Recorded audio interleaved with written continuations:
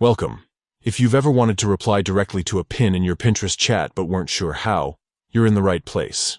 Today, I'll walk you through the simple, step-by-step process of replying to a pin in chat on Pinterest using your PC. All based on the latest update. Let's get started.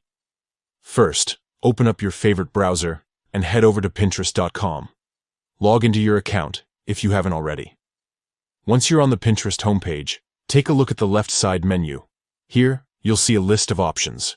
Find and click on Messages.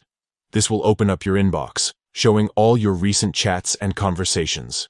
Next, scroll through your messages and click on the chat where you want to reply to a pin. The chat will open, displaying all the pins and messages you've shared with that person or group. Now, find the pin you want to reply to within the chat. Here's the cool part. Simply hover your mouse over the pin. As you do, you'll notice a few icons appear. Look for the reply icon. It usually looks like a speech bubble or an arrow, depending on the update. Click on this reply icon. A text box will pop up, letting you type your reply directly in response to that specific pin.